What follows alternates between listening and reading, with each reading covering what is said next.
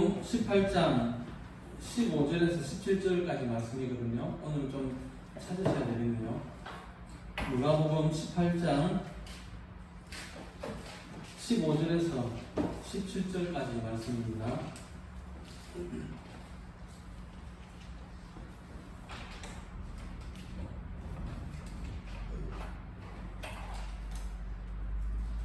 같이 읽겠습니다. 사람들이 예수께서 만져주심을 바라고 자기 어린 아이를 데리고 오매 제자들이 오고 꾸짖거늘 예수께서 그 어린 아이를 더 가까이 하시고 이르시되 어린 아이들이 내게 오는 것을 용납하고 조하지 말라. 하나님의 나라가 이는 자의 것입니다. 내가 진실로 너희에게 이르노니 누구든지 하나님의 나라를 어린 아이와 같이 받아들이지 않는 자는 결단코 거기 들어가지 못하리라 하셨습니다. 아멘. 오늘 말씀의 제목은요, 천국에 합당한 자입니다. 어린아이들의 특징이라고 하면은 물론 여러 가지가 있겠죠. 근데 첫째가 아마 순수함인 것 같습니다. 순수하기 때문에 또 누가 무슨 말을 해도 고지고대로 잘 믿죠. 또 겸손함이 있습니다.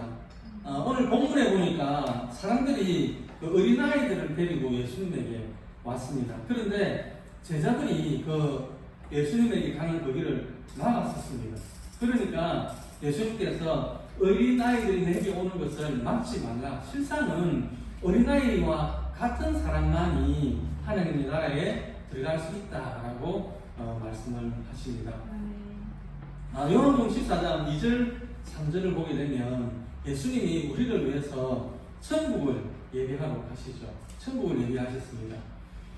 예수님께서 십자가에 달리시기 전에 제자들을 향해서 이렇게 이야기를 합니다. 내 아버지 집에 거할 곳이 많도다. 그렇지 않으면 너희에게 일렀으리라. 내가 너희를 위하여 거처를 예비하러 가노니 가서 너희를 위하여 거처를 예비하면 내가 다시 와서 너희를 내게로 영접하여 나 있는 곳에 너희도 있게 하리라 라고 말씀을 하셨습니다. 예수 믿는 사람에게 있어서 죽음이라고 하는 것은 끝이 아니라 새로운 시작입니다. 예수님께서는 인간이 죽으면 믿는 사람들은 천국으로 가고 그리고 불신자들은 지옥으로 간다는 것을 분명히 말씀을 하셨습니다.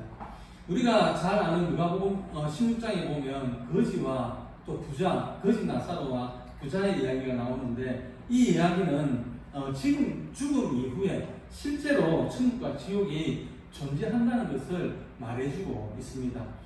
누가복음 16장 22절 24절 말씀인데요. 이에 그 거지가 죽어 천사들에게 받들려 아브라함의 품에 들어가고 부자도 죽어 장사되매 그가 음부에서 고통 중에 눈을 들어 멀리 아브라함과 그의 품에 있는 나사로를 보고 불러 이르되 아버지 아브라함이여 나를 긍휼히 여기사 나사로를 보내어 그 손가락 끝에 물을 찍어 내 혀를 서늘하게 하소서. 내가 이 불꽃 가운데서 괴로워하나이다 라고 했습니다. 나사로는 비록 이 땅에서 거지로 살았지만 하나님을 믿고 또 하나님을 경외했던 사람이었습니다. 그래서 나본에 들어갔고, 그런데 불신자는 부자로 살았지만 하나님을 믿지 않았기 때문에 음부에 떨어진 것입니다. 누가복음 23장 42절과 43절을 보면 예수님께서 십자가에 못 박히실 때에 두 강도가 함께 십자가에 달리죠. 좌편 강도와 우편 강도가 달리게 되는데 그 중에 한 명은 끝까지 예수님을 부인하죠. 그리고 예수님을 조롱합니다.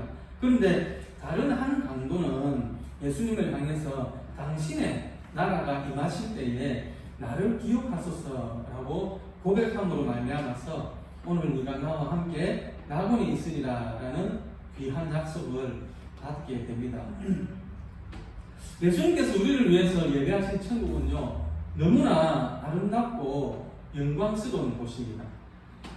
요한계시록 22장 1절부터 5절까지 보니까요, 이렇게 기록을 하고 있습니다. 또 그가 수정같이 맑은 생명수의 강을 내게 보이니 하나님과 및 어린 양의 보좌로부터 나와서 길 가운데로 흐르더라.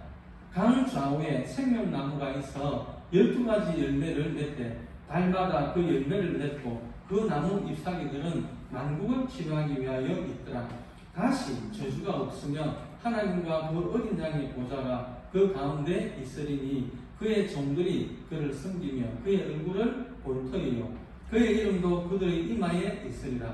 다시 밤이 없겠고 등불과 햇빛이 쓸데없으니 이는 주 하나님이 그들에게 비치심이라. 그들이 세세토록 왕노릇하리로다 라고 했습니다. 또 21장 요한계시록 21장 4절에 보면은 또 이렇게 말씀을 합니다.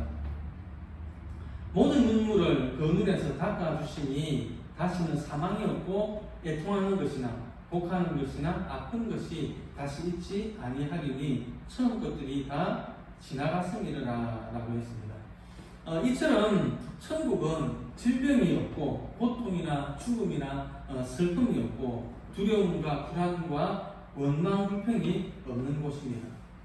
모든 근심과 걱정, 눈물이 사라지고 하나님의 은혜만이 충만한 곳입니다. 천국은 하나님의 영광의 빛과 기쁨이 충만하고 영원한 즐거움만 있는 곳입니다. 사도 바울도 고린도서 5장 1절에 보면요, 천국에 대해서 이렇게 고백을 하고 있는데요. 만일 땅에 있는 우리의 장막집이 무너지면 하나님께서 지으신 집, 곧 손으로 지은 것이 아니요 하늘에 있는 영원한 집이 우리에게 있는 줄 아느니라 라고 했습니다. 우리의 이 육신의 장막은 시간이 갈수록 병이 들고 또 쇠약해지고 그러다가 결국은 무너지고 맙니다. 그래서 시편 기자는요, 인생의 허무함을 이렇게 노래를 했는데요. 시편 90편 10절에 보니까요, 우리의 연수가 70이요 강건하면 80이라도 그 연수의 자랑은 수고와 슬픔뿐이요 신속히 가니 우리가 날아가나이다 라고 했습니다.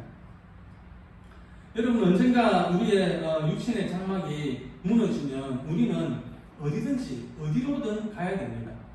인생의 밤을 맞이했는데 돌아갈 집이 없는 사람은 참으로 불쌍한 사람입니다. 그래서 특히 불신자들이 임종할 때 보면은 그렇게 두려워하는 것입니다. 돌아갈 집이 없으니까요. 심판주 되시는 예수님을 일평생 살면서 모른다고 부인을 했거든요.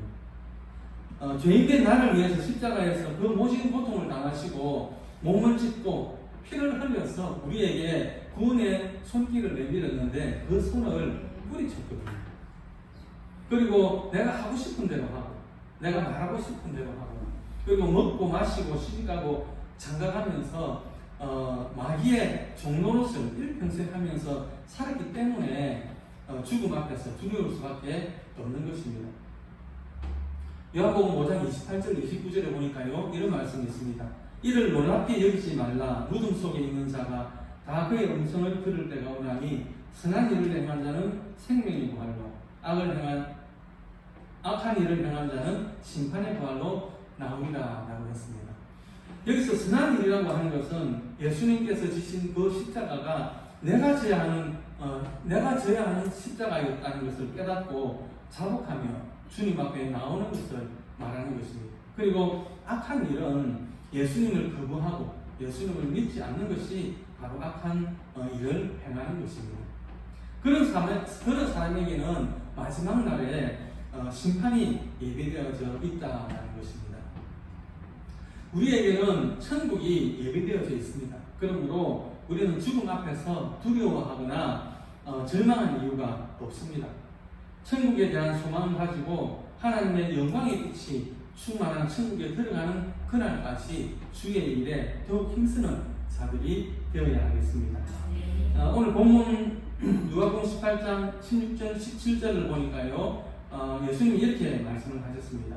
예수께서 그 어린 아이들을 불러 가까이 하시고 이르시되 어린 아이들이 내게 오는 것을 용납하고 금하지 말라. 하나님의 나라가 이런 자의 것이니라. 내가 진실로 너희에게 이르노니 누구든지 하나님의 나라를 어린 아이와 같이 받아들이지 않는 자는 결단코 거기 들어가지 못하리라 하시니라. 당시에 유대 사회에서는요, 유명한 그 위인이나 훌륭한 랍비에게는 자녀들을 데리고 가가지고 축복 기도를 받는 그런 풍습이 있었습니다. 그래서 그 풍습대로 사람들이 아이들을 데리고 예수님에게 이제 안수기도 받게 하려고 이렇게 데리고 갔는데 예수님의 제자들이 그걸 이제 막는 겁니다. 그래서 예수님이 꾸짖으신 겁니다. 당시 유대에서는요, 여자와 마찬가지로 어린아이들도 그 온전한 인격체를 보지 않았기 때문에 무시했습니다. 사람의 수를 셀 때에도 여자와 같이 어린아이도 수에 넣지도 않았습니다. 예수님의 제자들은 이런 어린아이들이 예수님께 오는 것을 막았던 것입니다. 그런데 오히려 예수님의 가르침은 그런 어린아이의 심령만이 천국에 들어갈 수 있다라는 것입니다. 서두에서도 말씀을 드렸지만 어린아이의 특징은 세상에 때묻지 않은 순수함입니다. 아이들은요, 자기가 최고가 되기 위해서 정적을 제거하지 않습니다. 그리고 악한 계략을 꾸미지도 않습니다. 높은 지위를 탐내지도 않고요, 누가 무슨 말을 하면 단순하게 잘 받아들입니다. 두 마음을 품지도 않습니다. 자신의 부족함을 인정합니다. 우리가 처음 예수님을 만나고 믿었을 때 어땠습니까? 저는 세상을 다 얻은 것 같았습니다. 그래서요, 교회에서 힘들고 굳은 일은 아마 찾아다니면서 다 했던 것 같습니다. 또 그때 그 시기에 건축을 많이 했었거든요. 건축을 많이 했었는데 부족하지만 또 힘을 다해서 건축도 도왔습니다. 나를 구원해 주신 그 은혜와 사랑에 감격했었죠. 여러분들도 다 그렇게 했던 때가 있었을 것입니다. 그런데요, 지금은 어떻습니까? 우리는 순수한 열정과 헌신의 모습과 함께 지체된 형제자매를 나보다 낮게 여기고 사랑하며 섬기는 자리에 있는지 항상 돌아보고 범사에 감사하며 늘 찬양하는 어린아이와 같은 순수한 삶을 살아야 하겠습니다. 우리 아이들이 초등학교 다닐 때 제가 이제 어디 갔다가 이렇게 오면은 세 명이 아버지 그러면서 달려옵니다.